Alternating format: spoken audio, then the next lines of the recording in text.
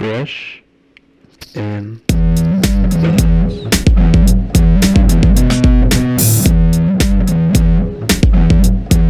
All right, welcome back to another episode of Fresh and Buds. I am your host, Tommy Fresh, and you are all of my buds, and I am joined by a bud today from the West Coast. Some might say it is the best coast. I happen to disagree, but that is okay. I am joined by Colin Honigman. How you doing, buddy? I'm doing great. I think we can all agree that it is a coast, so we'll meet in the middle there. It is certainly a coast. Colin is, and we're going to get into it, but Colin is the producer over at the Attack Action Podcast. We are also testing together. He is just a straight up bud and all around great dude. And we're going to talk about some national stuff this week. We're going to take a look at the first round of what we saw over the past weekend and talk about basically what we can kind of gather from that first week of nationals over across the pond over there. And we might even talk a little bit about the absolute of a cluster that is the UK Nats, which is going on right now, which is a little weird, but we'll talk about that. But before that, I do want to, get some upkeep going on right now. I do want to shout out the Patreon, which you can find in the link tree below or to the side, wherever it is, wherever you're listening or watching. It is humming and dinging. I just recorded a freshie tonight, so you can get some little bonus ep there. I talk about what I'm going to play at Nats, which I'm also going to kind of delve into next Wednesday, the 21st, when I debut my new live podcast, which will be separate from Fresh and Buds. It is called the Bud Rush Bellow. It's going to be a ton of fun. It's going to be a little more lax than Fresh and Buds, which I don't know if you can get more lax than Fresh and Buds, but it's going to be a lot of fun. It's going to be live on YouTube. The VOD will stay there. And also, I'll probably make a audio version onto our RSS feed for anybody that wants to watch. We'll do some silly stuff. It's going to be very Bud focused. I want to take the energy that we have in the Buds Discord and bring it to the world. So look out for that. And we're going to have some Patreon tie-ins there in terms of tiers and all that. And on top of that, I still want to mention the Realm Games Speakeasy ticket giveaway for Columbus in October. That's the weekend of the 22nd. It has officially been upgraded to Battle Harden, which is very exciting. Not only is it a 10K, but it is a Battle Harden.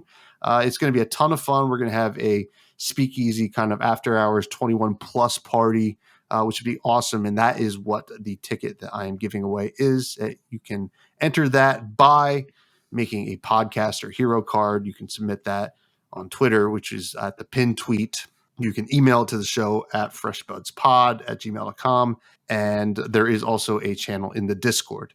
And very excited for Columbus. I will be there hanging and slanging my good friends. Now, I also want to give a shout out before we get to Colin. Sorry, Colin. I'm like faking him out.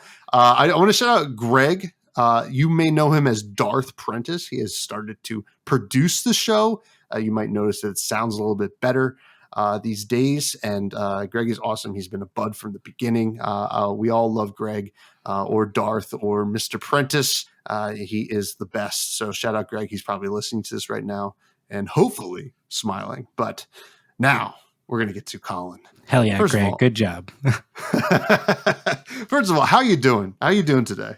I'm doing great. I'm here to talk about Flesh and Blood with you. So I'm just very excited.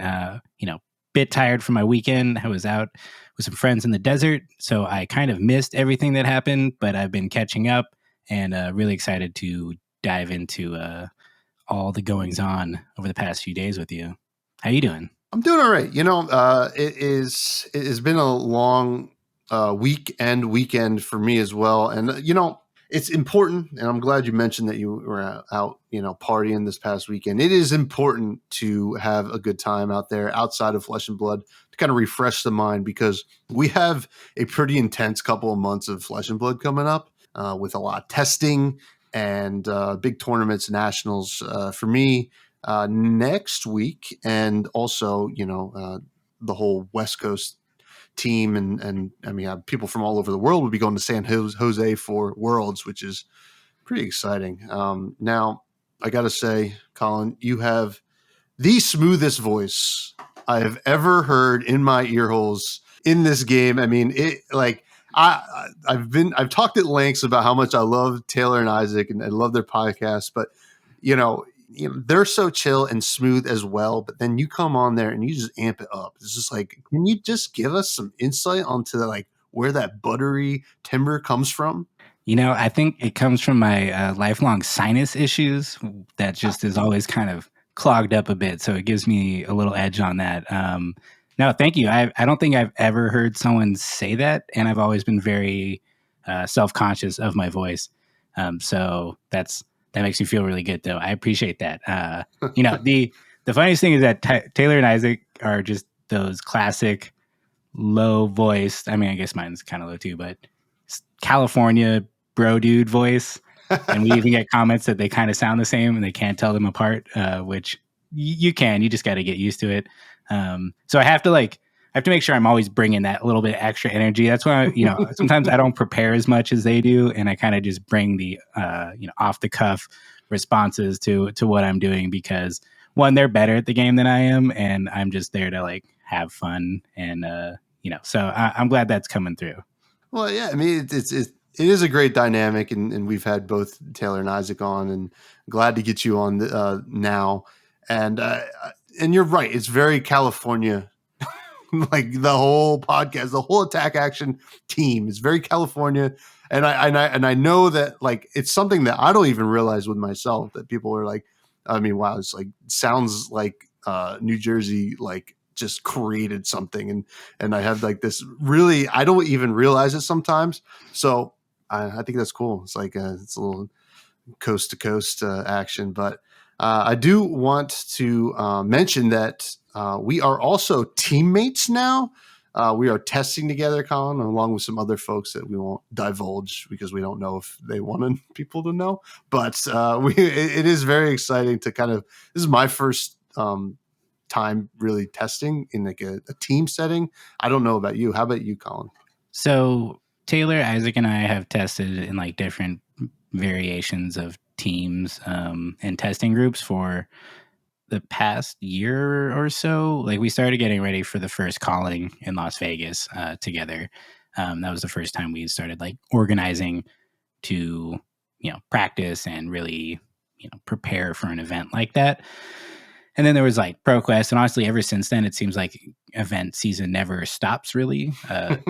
And then you just keep going, and there's another season of something else, and you got to do that. So, it's been a lot of that for a long time. Although after the ProQuest season last year, ProQuest, Road to Nats, a little bit of both.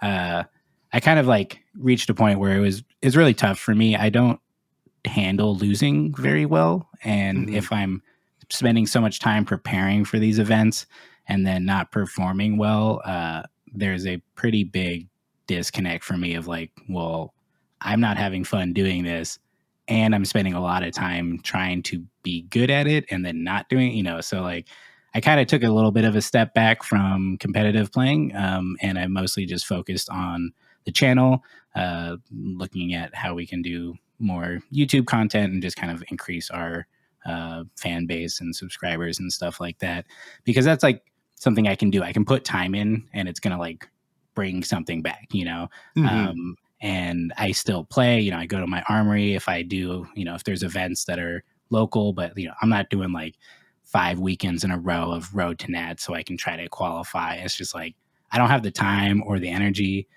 and I have other hobbies and a wife, so she doesn't want me to just be gone every single weekend playing games, which I totally understand.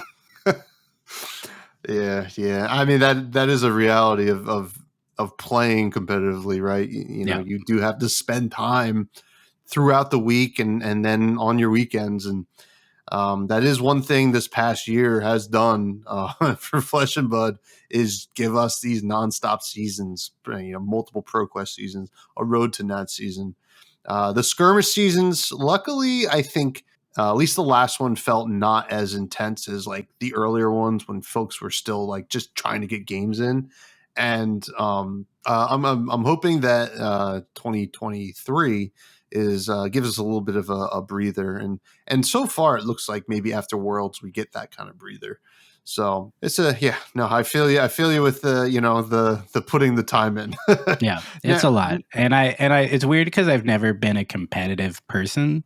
Like I've Mhm. never wanted to compete in things really, other than like sports as a kid where it's just part of it. You play sports and of course you're competing, but like I've never done a thing and been like, I'm gonna go compete at this thing that I'm doing. So that's kind of like a weird thing that came out of just getting into Flesh and Blood. And for some reason I was like, yeah, I do want to do it. Like I want to play in these things, you know, and I want to try to win and see if I'm good at this.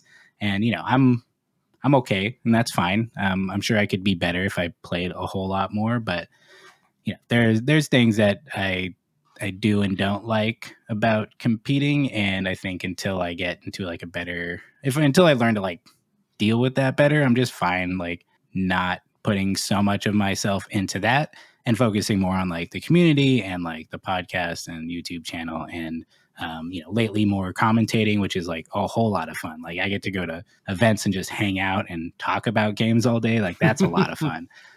So that this year is like, or for, you know, leading up to Worlds, it was kind of a big decision for me to come back and try to test a bit because I really want to go to Worlds just because it's the first one and it's like several hours away. So why not go to the first World Championship of Flesh and Blood? I won't be in the World Championship, but I'll be, you know, around at the calling and whatever events they've got going on. And that's going to be really exciting, you know, be able to cheer on Isaac and the other members from the team who will be in the World Championship. But, you know, we kind of came at it in a different way. I think we've had different approaches in the past of like, okay, we meet these nights, you know, 2 or 3 nights a week. We all get together, we try to like play games and then talk about it. And it's like, you know, now we're doing a more kind of schedule your own with like your testing Mhm. partner for the week, which I think works better for me. Having like specific nights every week that get cut off is like really hard to keep up. So I'm thinking it's going to work. We'll see. I did miss last week, so this week we're getting into it. But I'm excited. I'm excited just to play some more because I've missed playing. As like I said, I've been focusing on other stuff, but I just want to like jam some games and have a good time with some good people. Oh yeah, and I think it is beyond the preparation for yourself. It is kind of fun to help others prepare, which is what I've enjoyed so far from the experience. Which is it's something I never really had in other TCGs or anything like that I've played. Which you know, does bring me to ask you a little bit about yourself, Colin, before we get deep into the nitty gritty here. Where did you start in TCGs? Is this your first, or had you played others before this? I'm gonna say like this is like really my first, but I did. It's really funny. I started with Fab. I'll start with Fab first, and then I'll loop in like the other history into it. But you know, in the pandemic, playing like Marvel Champions solo because my wife doesn't want to play with me, and that's my only option. So I was getting into that, and then I was watching Team Covenant because they had some videos on Marvel Champions. I was like, cool. And then like their next video just plays, and they're like, oh, this is Flesh and Blood. It's like this cool game, and I was like, oh, that's pretty cool. Maybe I'll buy like, you know, the starter decks and like, you know, check that out. So I bought those, and then I was like, okay, this is really cool. I think I'm into this, and then just like kind of took off from there. You know, found the Attack Action podcast shortly after that, started listening to them and like Session Blood and stuff like that. And it's funny because somewhere around then, I realized like, oh man, I think I used to play like a trading card game like back in middle school or something, and I was like really like dead set on like trying to figure out what it was because I could not remember the name of it. I remember like laying out the cards in my friend's house, like on the floor. I don't remember anything about the game except like I kind of remembered like maybe the logo had some like rings around it. And so I like delved into all the 90s TCGs I could like find within like the age range I thought I was in. Turns out it was Legend of the Five Rings. Okay. And I had bought like a bunch of starter decks with my friend, and you know, I even ordered some on eBay like, you know, last year because I was like, I asked my mom, I was like, Mom, do I still have these cards somewhere? And she said, "Oh, there's somewhere." And like I went looking in our garage and it wasn't there. And I was like, "Oh, screw it! I'll just order some from like that range." And then she finally found them, and I literally bought like some of the same decks that I already had in the box. And I was like, "Hell yeah! I like nailed this." So yeah, there was a little bit of that. I also had some Magic, that Sure.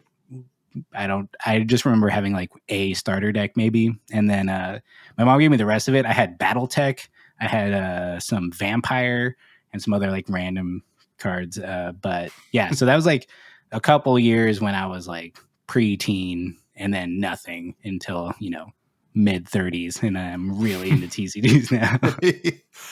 It's funny how it comes around, right? And Flesh and Blood, I do want to talk about like Team Covenant. Obviously, huge shout out to them. It's so important. I think people don't realize like it's so important for some of these variety content creators, right? To bring in folks in from other games and or even just like random people that come across their content just because they reach a larger audience, which is really cool. Now you mentioned Marvel Champions. Is it confusing you? Do you have a kind of like a struggle, like a clash of interests now that they have Marvel versions of cards in Flesh and Blood? No, I moved on pretty quickly from Marvel Champions. I was like, I don't need these anymore. I am going to be playing Flesh and Blood almost exclusively. So, but I do like the Marvels. I'll tell you that. Quite beautiful. I believe actually, speaking of Team Covenant, I believe today they said that the Marvel version of the Emperor will be 1 in 10,000 packs, which is quite the rare card. I think they said something like 200 in existence, unless that sounds that's crazy. Wrong. I heard the rumor about that a week or so ago. We'll see if it's true. It sounds wild. To me, it is the way to like appease collectors and non-collectors in one single set. I'm unfortunately stricken with the disease that makes me want to have it, despite the fact I don't need it. But it's pretty cool. I'm excited to see it. Well, it'd be great when you open it and you have one of 200 of them, which would be pretty crazy. So that's really cool. Now, when you started Flesh and Blood, what decks were you drawn to? I started with Rhinar and Viserai. Rhinar was like the first deck I ever played. And actually the first game I ever played was with Joshua Scott, who's now the rules manager at LSS. Oh, wow. I was just on the Discord and I was like, I'm a new player looking to play. And like, he taught me how to play and was like, oh, we'll use the starter decks. And he was like, showing me what to do and telling me how to play Brute. And I was just like, wow, this is super cool. And he's very nice. So that's just kind of like a funny, first game. But I was really into Rhinar. And then Viserai was it pre-Crew? It was probably right around when Crew came out. So like still not very good at all, but had some promising elements. And I lost a lot of games. That was kind of my whole intro was losing to like Tower Number 9 and Grendel on Discord, who were just always around playing games, and they would just like crush me constantly. So started out pretty rough. And then when Blitz became a thing, I got really into Kano. So those were like my first 3 big heroes. Very nice. Very nice. Yeah. The Brute is I love, Brute, and the folks out there know that, but Brute is such a fun way to start the game because you get to see this is the most RNG you're going to get in the game. So if you enjoy this, you're going to only like it more, I think. Yeah. That's pretty awesome. And especially like playing with Joshua Scott. Now let's talk a little bit about how you kind of got involved with the Battle Bros, Mr. Taylor and Isaac, which we had obviously mentioned before. How did that come about? It was like a series of very just kind of serendipitous steps. Like I said, I was already listening to them because I immediately started looking up podcasts because I listened to podcasts and I was like, oh, do people do podcasts about like games, specific games and stuff? Like I always listen to board games podcasts, but and then I was like, oh, here we go. Session Blood, Attack Action Podcast. Just started like listening to those. I was like, I like these guys. They're just kind of like dudes hanging out, figuring out this game that's like new to them. They're not, Session Blood, they're naming all the cards, and I'm like, I don't know what that card is. I don't know what that card is. I don't really understand what they're talking about. And like, it was like, oh God, I feel like I'm just out of my depth. But Attack Action Podcast, they were like, yeah, we like this new game. We're figuring it out. And I was like, great. We're like on the same level. And yeah, just enjoyed it. So eventually, they were on, the main Discord, as most of us were back in those days. And every now and then I would like interact with them, I'd make comments or references to their episodes, just to kind of like, a little wink that, hey, I've been listening, like, some inside jokes here and there. And then eventually a local guy here in LA asked if I wanted to help organize a skirmish event. And I was like, totally. Yeah. Like I've never organized a like tournament before, but I've organized like a large event, and, I'm just a professional person. So I know how to like make a Google form and a spreadsheet. So like, I think I can do this. And I was like really into the rules at the time. So like, I was like pretty like, actively aware of like interactions and stuff like that. So we put together, it was like, one of the early bigger skirmishes, and, Taylor and Isaac were like, oh, hey, would you want to come on and talk about like organizing a big event like this? And I was like, sure. So like, I was on their podcast, and, all this was just very strange, because I was just like, I just came here to like play games, and, now I'm like organizing events and being on podcasts. Was not really where I thought, the pandemic was going to take me, but that's where we went. And yeah, from there it was just, I won that skirmish event too. And then they had me back on to talk about it.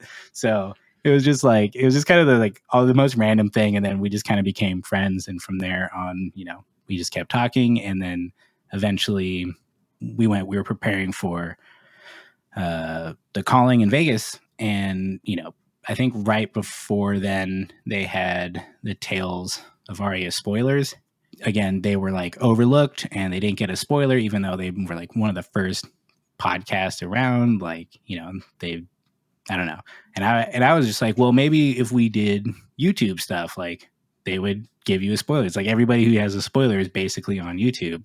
And they're like, oh, we don't know how to do it. I was like, well, I could do it. So I just kind of like signed myself up for that, and then just came into the show to help them, mostly on that side. But I also, kind of chip in on the podcast side, talk about, give ideas for topics or questions for interviews or things like that. And yeah, it's kind of, the rest is history. Now we're just like good friends, which is pretty wild, because at my age, you don't make a lot of really good new friends all the time.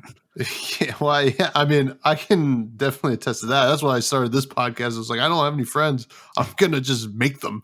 Just make them up, man. Make them up. They were certainly imaginary for about 10 or 20 episodes, but we got there. But no, that's awesome. Now, obviously I can speak about my love for those guys over there, and obviously you as well. Till I'm blue in the face. Do you have any kind of insight on the future of the show? Because you mentioned YouTube, and it is worth noting that after you guys started doing YouTube stuff, you guys got a spoiler in ye old T-Bone for the which is like still one of the best spoiler videos I've ever seen. I talk about that one all the time. I love that video. It felt like the Battle Bros. It felt real. It felt like genuine, and it felt like they put a lot of work into it, and that was so cool. And then unfortunately they didn't get one for Uprising, but that's neither here nor there. Whatever. Hopefully Dynasty's going to be a little more fortuitous for them, and hopefully myself as well. Do you have any insight on the future of the show? It's kicking. You guys are at for the main podcast. It is bi-weekly, and then you have the reaction step as well on YouTube. Is there anything else down the pipeline? So I think it's just kind of more of that. Podcast, twice a month is a lot already. So I think, the thing I'm looking at is ways we can do more ways that we can do content kind of separate, because we are, even Isaac and Taylor live like an hour plus away. from each other. So, it's not like we just go over and hang out and make a video. So if we can come up ways where like Isaac can create a video that he can then send to me and I can edit and slap on an intro and outro, and make sure it sounds good, that I think that's kind of the thing we're looking at, is how to just make our the capabilities and kind of speed at which we can do things a little easier and less dependent on everybody's schedule. Because scheduling 3 adults to meet up at any given time can be quite difficult. So that's really what we're looking at. I think we're trying to do more. I would like to do more gameplay videos. We had kind of started a segment where we bring on a guest and play some games and then interview them afterwards.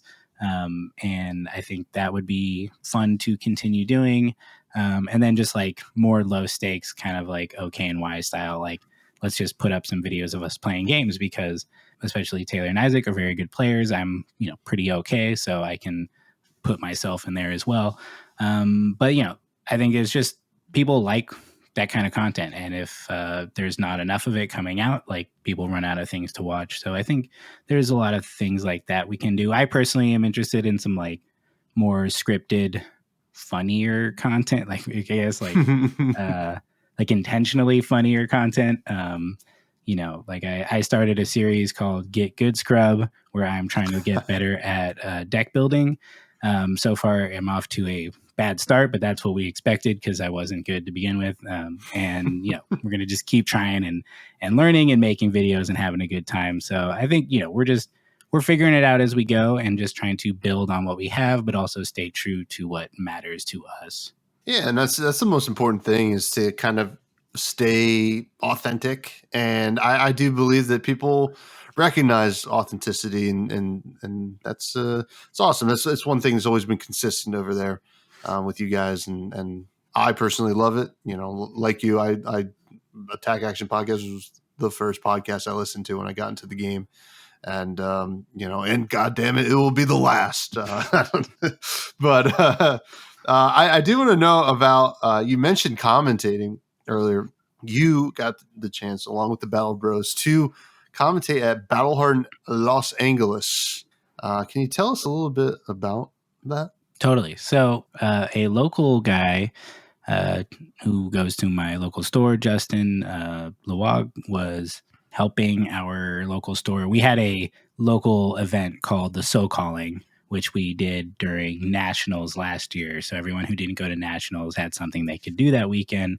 And it was a lot of fun, and everybody really had a good time. And then they were doing a second one, and they kind of like hit up LSS about it. And they're like, hey, look, we're doing these like bigger events just because they're not, armories. They're not, they might have like scheduled it as an armory so you get more XP. But they were putting up their own prizes and stuff like that, and just trying to like make a bigger event outside of the normal OP plan.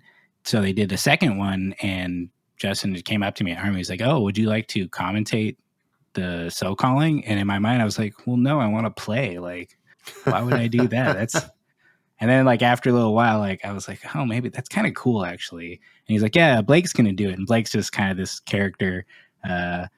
He's a great player, but he's a character. I really love Blake. And he was like, Blake's doing it too. I was like, oh, okay, I'm totally in now. Like I will do this. Like that sounds like a lot of fun, just to sit there and talk about games and like riff off things with Blake. So we did that together, and Justin was pretty much leveraging this whole production to impress LSS, to show that we could do some bigger events. And then they gave the Battle Hardened and Road to Nats to them to do. So when that happened, he was like, oh, you should get Taylor and Isaac to come down. I was like, hell yeah, like we will come down and do that. I for sure guarantee that they will want to do that. So we all got together and talked about it, and we just like made it happen. So that was was another thing. It just kind of like happened. I put myself out there in the position, being in the community, and people just seem to want me to do things sometimes, which is I'm still getting used to. But it was a lot of fun, and I really enjoy commentating. It's a difficult thing to do.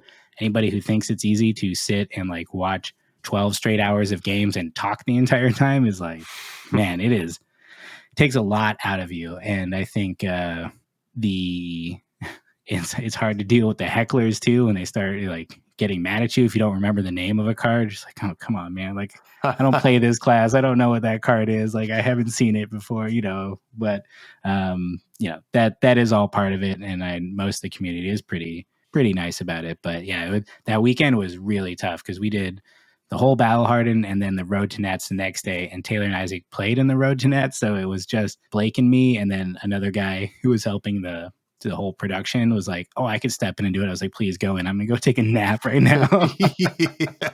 I mean, it really is tough, like to just do that because people don't understand. I mean, even a podcast, right? It's nice to do a podcast, right? It's like kind of like limited to, however long we want to do it really. But, if I had done this all day already, I don't know if I could, muster up the energy and even the brain power to think of things to say. So like, I applaud you guys for doing it. And I did watch that weekend. You guys did a great job. Thank you. I do believe I tuned in when there was like the emergency or whatever, which was like, I was like, what is happening? Like, I think I asked Taylor and he said that they thought like, maybe there was like something a little more serious, but luckily was not. So this is something you'd like to do a little bit more of going forward. Definitely. I think it's a lot of fun. I think it's good for the podcast and the channel to be able to promote it that way. And for me, it's just a great way to interact with these high level events without having to put my own, I guess, pride or whatever thing I feel wounded about when I lose in these big events. But I just get to go and enjoy it and watch, especially the local ones. I watch my friends do really well and root them on and get them on the stream and really just kind of have a good time, interact with the chat. And it's a super fun time. It's something I've always kind of imagined, oh, what if I did that? What if I had a channel where I played games all day and just hung out with my best friend? And then, now I'm commenting on things and it's they don't really pay me for this stuff, but it's it's still pretty fun and I really enjoy it. So yeah, I think we're hoping to do more. We're hoping that LSS might take notice and invite us to do something a little bit bigger, but we'll see. I'm happy to do local stuff and I will continue. I think we have another So Calling coming up in the next month or two, so I'll be doing that. It's going to be fun. We'll see where it goes. Well, that's awesome, man. Now, LSS, if you're listening, I don't know if they do, get some recognition thrown their way down in SoCal. Also email me. I'm waiting for an email back now. Did you get that thing I sent you? Yeah. Did you get that? No. That Chris over there is always really good about answering my emails. So now I do want to get to my favorite segment, the Fresh Faves, where I ask you a little bit of your favorites in the game and you answer them. Hopefully, are you ready? I hope so. Yeah, let's go for it. First of all, who is your favorite hero? I feel conflicted. It's always a little bit harder than you think. I think I have to say Prism. Kano's real close there, but I think it might be Prism. I just have a fond place in my heart for kind of learning that deck and really enjoying playing it through the calling in Las Vegas when Chain was so oppressive and I had no plan for that matchup other than to hold on and hopefully Arclight Sentinel them at the right time. And I did pretty well and I was really happy with that. And so I'm gonna go with Prism. I enjoy the complexity and the kind of game state building and just kind of the ability to the range of how good your turn can be really can vary depending on how you sequence it and the way you go about certain things. Because most people think you just slam heralds and place an aura, which can work at a local armory. But I think once you get to higher level of play, you really have a lot of things to look out for and plan and try to bait certain things so that you can actually do what you really wanted to do. And I've really enjoyed that. So we're going Prism. And we actually saw some of that high level stuff in the game that got Prism to get LL and in Lille at the calling. I mean, it was some of the highest level Prism play I've seen in a long time. So Yeah, it's a good answer. I feel more comfortable saying it's a good answer now that she's gone. Yeah. I used to be like, oh God. But I know. At the end there, it was like she wasn't even LL'd yet, and I brought her to Armory, and I felt bad about it. I was just like, okay, maybe I'll just stop bringing her because everyone's just tired of seeing it. Yeah, well, she is sleeping now until the Living Legend format or whatever it is comes to us. Now, what is your favorite weapon? Man, I'm gonna go with the Crucible of Aetherweave. I think Okay. as an instant, and just like the timing structure around that, where you can use it, how you can use it, just to like pitch cards you don't want in your hand right now and set up, your OTK combo at the end, stuff like that. Uh, when you decide to tack on the one extra arcane damage is like super fun, and I definitely miss playing Kano, and I have thoughts of it. I don't know if it's a good idea to bring into this meta, but it definitely has always been a fun one. So we'll go with that. It's a good answer. I do like that card quite a bit. What is your favorite equipment? Yeah, I had all these questions. I knew they were coming, and I just was not prepared. Favorite equipment, man? I think Carrying Husk. Carrying Husk is so good. It should be that, but I just don't play enough Levia. I kind of that's like a common theme. Yeah, for sure. I have tried, and I will probably try again in the future. But I don't know. I kind of want to say Ragamuffins hat, but I think that's a bad choice. No, that card's awesome in Kano. It's pretty fun. You just do some nutty stuff where you're just like, cool, and then I do this, and then I crack Ragamuffins hat, and I put this awesome card on top of my deck, and I'll Kano that one away, and we'll go with that. I think it's a fun one just because it seems kind of innocuous and not like the best thing, but when you really use it well, it's like it's nuts. That plus Deja Vu. I mean, come on, it's like you don't even need a top deck anymore because you're just putting it on there. Yeah, I mean, it really opened up the game plan for Kano more than people would realize. Folks that maybe didn't play before Aria. It was a different world for sure. What is your favorite non-hero, non-weapon, non-equipment card? Your run-of-the-mill cards, instants, non-attack actions, and attack actions. Let's go with Blood Rush Bellow. Hell I think Blood Rush yeah. Bellow is like one of the most exciting cards to like play and have played. Like you see that come out, you're like, oh my god, please let them win. Like just like anything. Like you're praying to every god you can think of on both sides of the table. And when you're watching on stream, you're just like immediately it just like gets hype. So I think that's an amazing card. It can just like do some of the nuttiest things, and it can also just like fizzle, and it's so sad. But the potential of it is super high. So we'll go with that one. The drawing two reds is something that I have done more than I care to admit, but that is a great answer. And hey, shout out to the Blood Rush Bellow coming to you Wednesdays at 9 p.m. Eastern, or maybe 9:30 p.m. Eastern. I have not decided. That it's on Wednesday. It's on Wednesday at around 9 at some point. Now that was the Fresh Faves, not fives. Well, there's 4 of them. It's Fresh Faves. That was a lot of fun. And now we're going to get to our main topic. I'm going to talk a little bit about the first week of Nats and kind of where we're at. We have a couple more weeks, with all kinds of crazy stuff happening right now.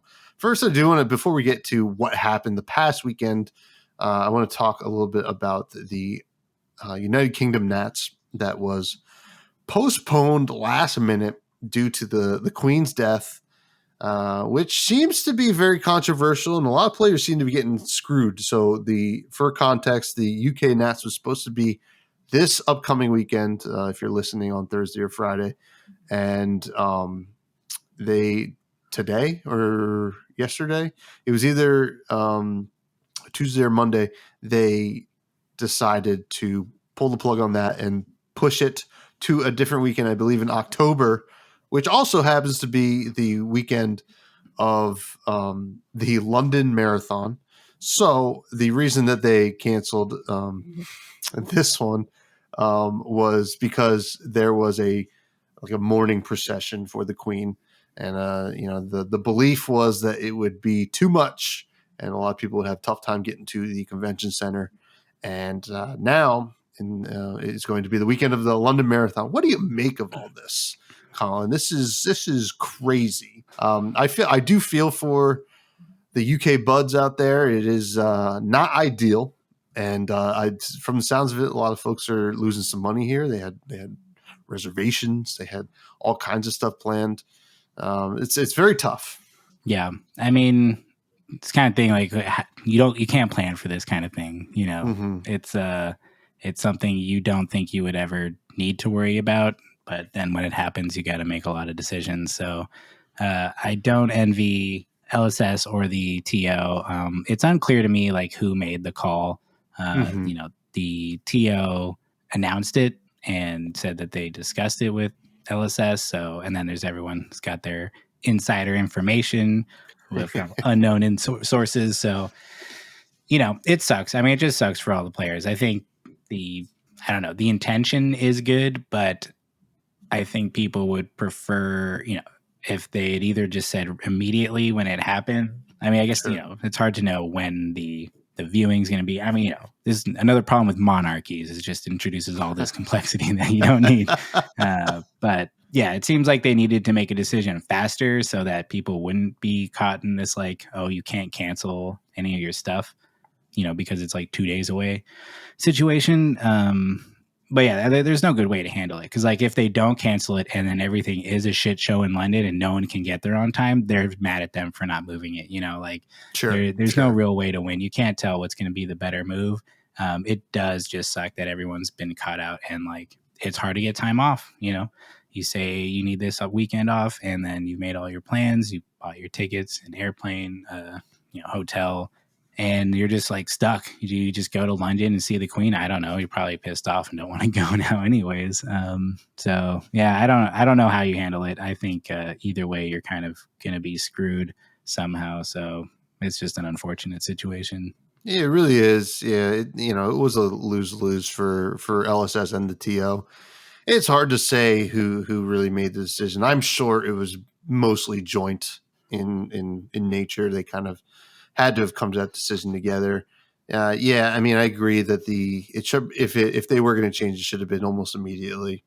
It would have been a little bit easier. I'm sure it still would have been tougher. It's still tough for people to change things, but a little bit more understandable. It's a shame. I do feel for the folks out there. I hope that it still ends up being a good event, and that most of the people, if not all, can still make it.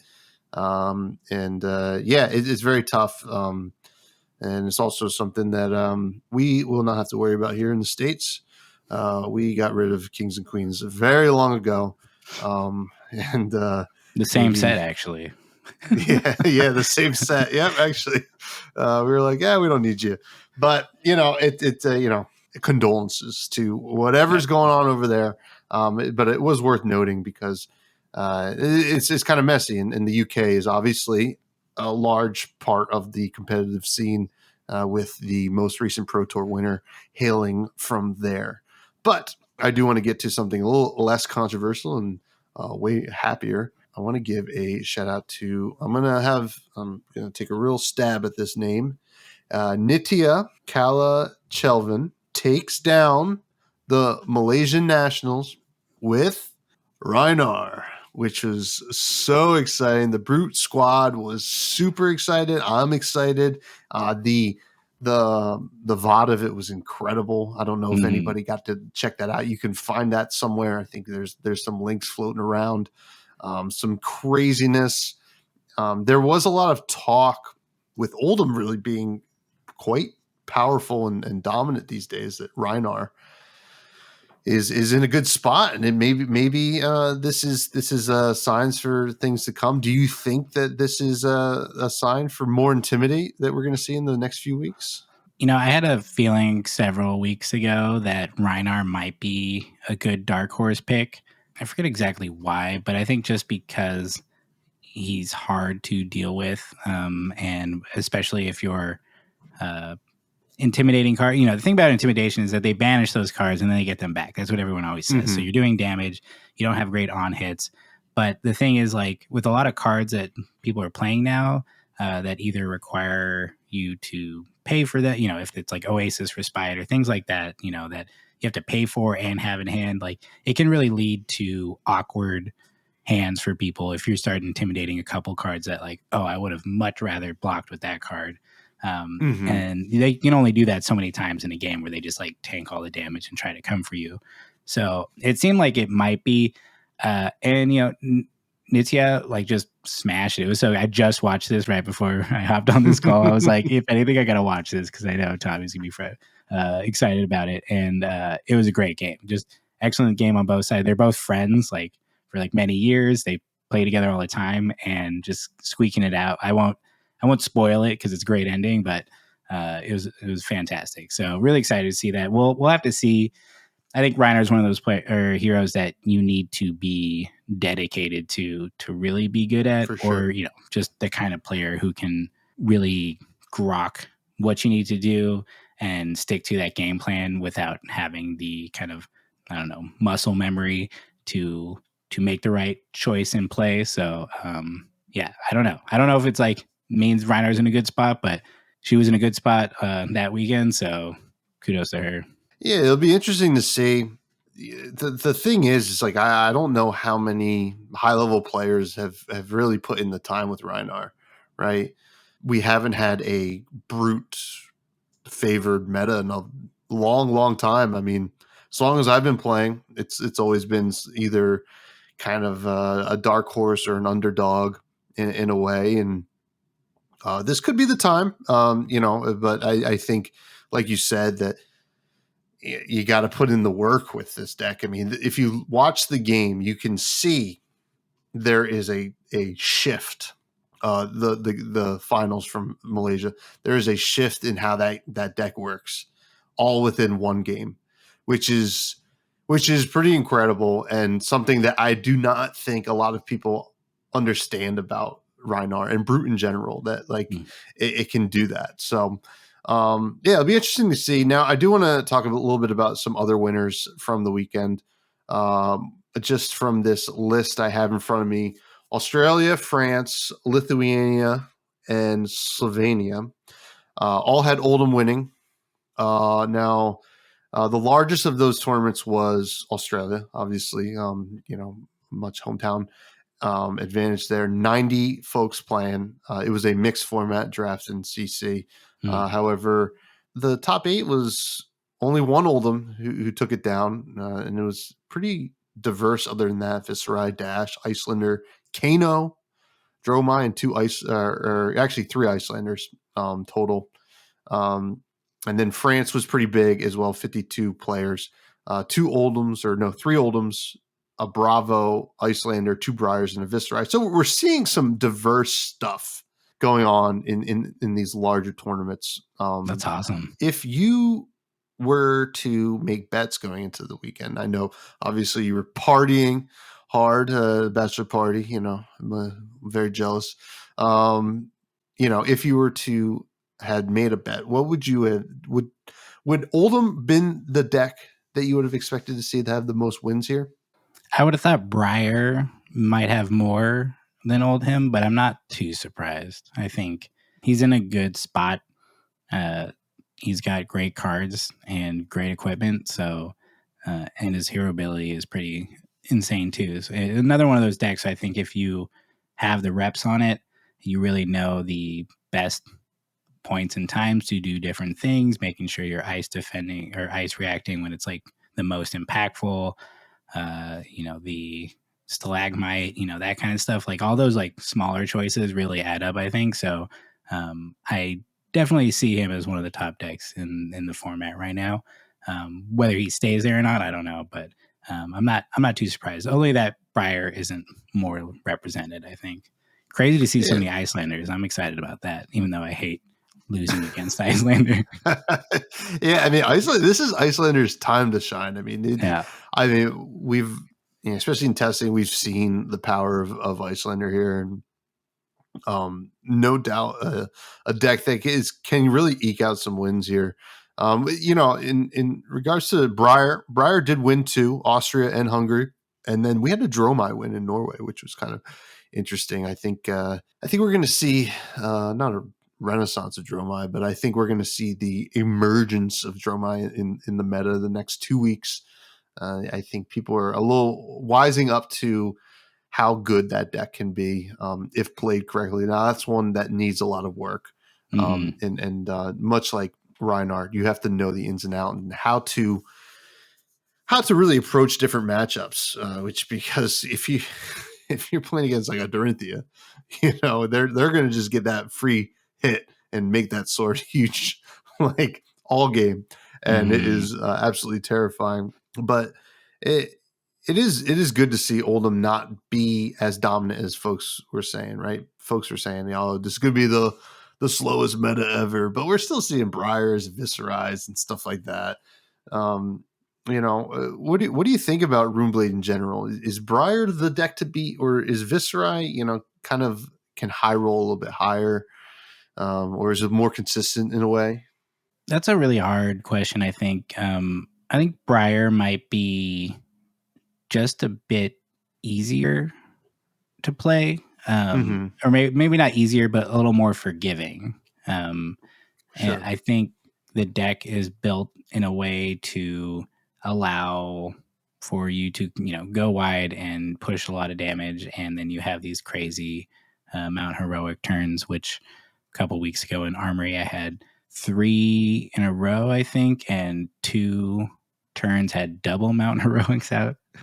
And it was just okay, I just lose this game. Like I literally, it's like I'm blocking out 40 damage on a turn, and I'm just dead. But yeah, and I think Viscerai actually takes a lot more practice and nuance than people expect. I think they think the assumption is you put in 9 Mob Skies and 9 Skull Forms, and then you just win the game with Rosetta. And it's like, yeah, I mean, that's a really good value on that turn, but it's how you navigate all the bad turns that you get as Viscerai that really win you that game. And if you can learn to do that really well, and you know how to maneuver in these other matchups, I think you can really shine on Viscerai. But he definitely is a bit less forgiving. And it's like become the Arc Knight, like, oh, just grab any card in your deck.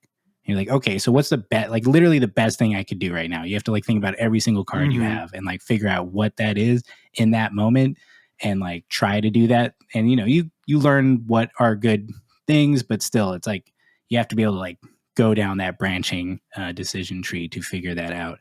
And then you've got the creepers, which I was a fan of the Matt Folks deck. I mean, I don't have really any opinions on the man himself. A lot of people do, but I like that he used creepers. I think that's just an insane piece of equipment. The fact that he used it like 4 times, like, gee, if I use it once in a game, I'm like, yes, I did it. Like, I managed to get it off, and then I blocked with it because I was gonna not be able to do it again. So that, I think that's really the difference. I think Briar actually high rolls a bit more, just because like you get those channel Mount Heroic turns, and it's just absolutely insane. Whereas Viscerai, like, yeah, everyone calls Revel and Runeblood, and more. It's like Revel and Runeblood is a 0 for 4 or a 0 for 5 in Viscerai, because you're usually getting the extra one from him, and it's only like insane when he's got Mordred tied out, unless it's turn 1 and he just happened to draw that. It's usually like because they took a bunch of damage to keep all that in hand. So it's not as busted as people think. It just is not it's just a different gameplay. Like they have to do all these weird things to ensure that they can do this extra damage, whereas everyone else just like does damage. So yeah, I don't know. I'm not surprised that Viscerai is not higher. I think he struggles and can just have bad games that really just do it for him. Yeah, it can really not come together. It's that like almost like 50-50 split is so important in that deck. Briar, yeah, you're right. And especially with this Matt Folks version is pretty wild. The things that it can do, and even I've messed around with it a little bit, and I'm like, well, I know you said Creepers is an insane piece of equipment. It is insane that anybody would want to choose to play with that just because of the math that is involved with it. I'm like, oh God, like just let me Blood Rush Bellow and get done with this. But yeah, it is interesting. I'm sure Briar is still going to be a real strong contender because it can reach over that Oldham defense. And one thing I want to mention is Dromai kind of being good into certain decks like Oldham, at least allegedly. That seems to be somewhat of a consensus out there. Do we think the Dromai might be this dark horse in the format that we should start looking out for a little bit more seriously? I think Dromai is just one of those decks that you're gonna have to be ready for because I've just started playing around with Dromai and I just like playing Dromai. I don't really care if it's like the top deck. Like I'm into it, so that's probably what I'm gonna do. And there's gonna be a lot of people also doing that, but I also think it has like a lot of potential. It is definitely harder to play, and then your play style into every matchup is like pretty different, especially going into Oldham. Like I played against one and just I played it completely wrong and just got decked out. But I think once people kind of crack the way they like to play it, not even just like, the best version of the deck, but the one that makes sense for them the most, people will start doing like pretty well with the deck. And I'm not surprised that we have like 3 or 4 in the top 8s in this whole weekend. Because it's got dragons. It's crazy. It just like comes at you and it destroys your equipment and it does all this crazy stuff. And then, you're just like, hoping you can pop it. And then they, hits you with the little guys. And it's just, very similar to Prism. I think a little less oppressive and a little more fair because, you pop a dragon, it just kind of ruins their turn. So there's a lot of choices to make on the Dromai side of like how do you sequence things and make sure like, you're attacking with this and then Chromai and you get your action point. You knew they were going to pop it, so you do this instead, and all this stuff coming together. Managing your Ash, like it's just like you have to do all this stuff to like perform like pretty well, and then everyone else is just like, oh, I just play out all my cards and I try to kill everything. I think she's going to do well. I think it's going to be a longer, probably leading up to Worlds, we'll probably see more coming out, but I won't be surprised if she's just kind of like a popular pick that does pretty well for a long time. Yeah.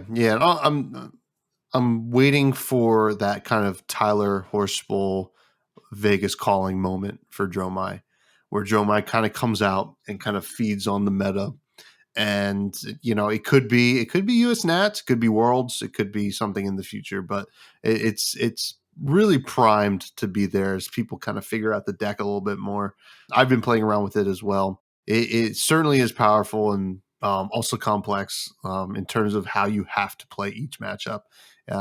It's like almost like you need an encyclopedia of knowledge for each hero to know what they care about. And it'll be interesting. Now, this weekend we have two big ones, Canadian Nats and Spain. Spain is also having their nationals, as well as a ton of other countries. But those are the two big ones. Those are two 2-day ones. Do we think that Yuki is going to defend her title as Canadian national champ? And will the Pro Tour 1 winner, Pablo, take down Spain?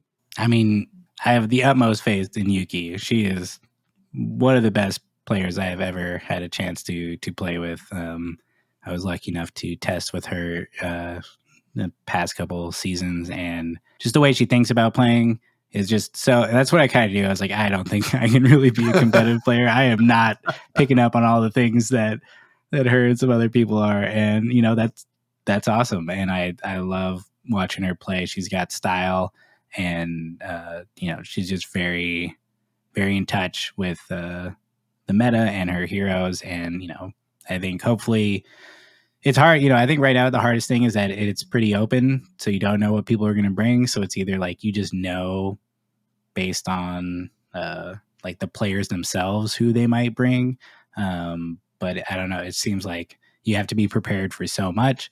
And is it a mixed format? That's a good question. I have to imagine it is if Australia was, but I am not sure. It probably is.